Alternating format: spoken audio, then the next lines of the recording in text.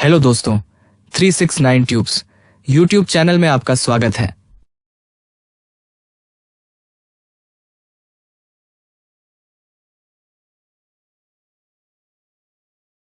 यह सिद्धार्थ की कहानी है, एक ऐसे आदमी की जो अपनी टूटी हुई जिंदगी को समझने के लिए समय में सफर करता है।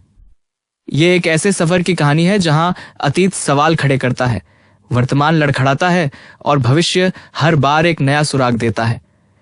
यह उन सभी की कहानी है जो अपनी गलतियों से भागे, जवाब खोजे और एक दिन उन्हें एहसास हुआ कि ठीक होने की ताकत बाहर नहीं बल्कि उनके अंदर है। यह खुद को खोजने, संघर्ष करने, गिरने, सीखने और जागने की कहानी है। एक ऐसा सफर जो सिद्धार्थ की जिंदगी के साथ साथ आपकी जिंदगी में भी दरवाजे खोलेगा। यह सिर्फ उसकी कहानी नहीं है, यह उन सभी की कहानी है जो आज भी अपने कल को बदलने का सपना देखते हैं। तो चलिए कहानी शुरू करते हैं। सिद्धार्थ की कहानी, सच को खोजने की कहानी, मेरी, आपकी और हम में से हर एक की कहानी किसी न किसी तरह इससे जुड़ी हुई है और उम्मीद है कि यह जिंदगी के बंद दरवाजे को खोलने में मदद करेगी।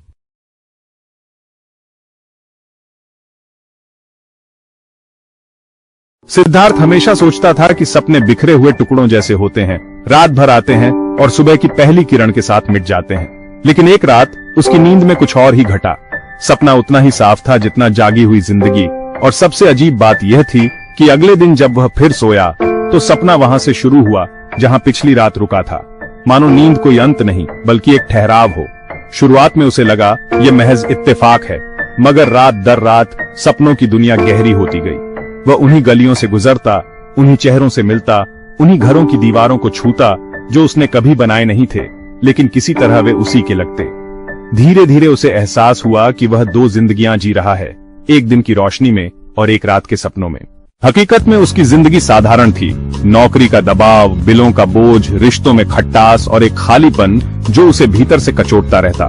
मगर सपनों में सब कुछ अलग था। आसमान के रंग बदलते रहते, कभी नारंगी, कभी बैंगनी, जिनमें अजनबी तारों की कतारें चमकती। नदियां उल्टी दिशा में बहती और पहाड़ आसमान को चीरते हुए ऊपर उठे रहते। और लोग कुछ दोस्ताना, कुछ चालाक, कुछ रहस्यमयी, उससे ऐसे सच बोलते जिनका सीधा संबंध उसकी असली जिंदगी से था। सबसे पहले वह अरिन नाम के एक लड़के से मिला। अरिन 12 साल से ज्यादा का नहीं था, लेकिन उसकी मुस्कान में मासूमियत और ज्ञान दोनों झलकते थे। यह दुनिया अलग नहीं है सिद्धार्थ। जो तुम यहाँ अनदेखा करते हो वही तुम्हें वहाँ सताता है, और जो तुम यहाँ ठीक करते हो वही वहाँ ठीक हो जाता है। सिद्धार्थ ने पहले इसे कविताई बात समझकर टाल दिया, मगर जब उसने सपने में एक पहेली सुलझाई और अगले दिन दफ्तर का बड़ा झगड़ा खुद ब खुद शांत हो गया तो वह चौंक गया। अब उसने ध्यान से हर बात देखनी शुरू कर दी।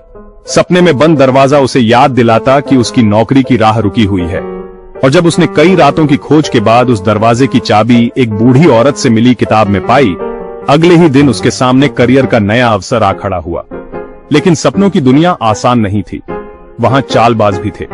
एक नकाबपोश आदमी ने उसे शॉर्टकट्स का लालच दिया। अरिन को छोड़ दो, मेरे साथ चलो, मैं तुम्हें आसान रास्ता दिखाऊंगा। सिद्धार्थ थक चुका था और लगभग मान ही गया था, लेकिन तभी उसने अपने दिल में अजीब ठंडक महसूस की। उसने इनकार किया और अगले दिन असल जिंदगी में एक ऐसा फैसला लेने से बच गया जिससे उसका रिश्ता टूट सकता था।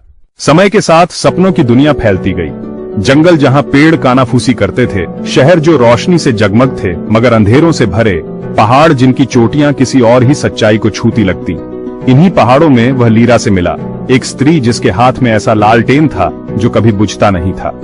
लीरा उसकी रहनुमा बनी। वह नियम नहीं समझाती थी, बस सवाल पूछती थी। तुम अपनी ही आवाज से क्यों भागते हो? तुम क्यों मानते हो कि तुम छोटे हो? धीरे धीरे सिद्धार्थ समझ गया कि उसकी दिन की समस्याएं और रात के रहस्य आपस में जुड़े हैं। पिता से झगड़ा सपने में टूटा हुआ पुल बन जाता, जिसे वह तभी जोड़ सकता जब असल में अपनी गलती मान ले। अकेलापन रेत का अनंत रेगिस्तान बन जाता, जिसे पार करने के बाद ही वह जागते जीवन में किसी से फिर जुड़ पाता। कभी कभी सपने उसे आनंद भी देते, रंग बिरंगे पक्षियों संग उड़ना, अजनबियों संग दावत करना, इतनी गहरी हंसी में डूबना कि आंखें नम हो जाएं। मगर उतनी ही बार वह अंधेरे में गिरता जहां शक फुसफुसाते कि सब झूठ है। फिर भी वह चलता रहा, क्योंकि अब वह जान चुका था सपने महज कल्पना नहीं बल्कि नक्शा है, नक्शा जो उसे खुद तक वापस लाता है। एक रात सपना चरम पर पहुंचा। उसके सामने एक विशाल खाई थी, उस पार रोशनी का शहर था जहां उसे लगता था उसके सारे जवाब मिलेंगे। लीरा ने लालटेन थमाते हुए कहा, ये आखिरी पार है। पुल तभी बनेगा जब तुम भीतर कोई झूठ न रखो। सिद्धार्थ ने तब माना कि असल और सपनों दोनों में वह डर, पछतावे और अधूरे सच ढो रहा था। उसने सब कबूल किया, लीरा से, अरिन से और सबसे बढ़कर खुद से। बोझ गिरते ही रोशनी का पुल खाई पर बन गया। कांपते कदमों से वह पार पहुंचा और उज्जवल शहर में प्रवेश किया। उसी क्षण एक विशाल सच्चाई ने उसे हिला दिया। जिंदगी दो हिस्से नहीं है, सपनों और जागृत की। यह तो एक सतत यात्रा है जहां आत्मा खुद को पहचानती है। और उसी पल वह जाग गया। खिड़की से सुबह की रोशनी भीतर आ रही थी। सब कुछ साधारण था, मगर उसका दिल बदला हुआ। पहली बार उसने अपनी जिंदगी को बोझ नहीं बल्कि एक सपना माना जिसे वह हर पल गढ़ रहा है। एक पल को उसने सोचा, क्या यह सब सिर्फ सपना था?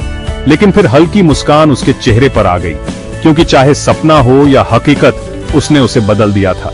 शायद असल सच यही है, जागना और सपना देखना दोनों एक ही रहस्य के अलग रंग हैं जो हमें साहस और स्पष्टता से जीना सिखाते हैं। सिद्धार्थ ने आंखें बंद की, इस बार सोने नहीं बल्कि महसूस करने के लिए। और बहुत दिनों बाद उसने जाना कि वह सचमुच जाग चुका है।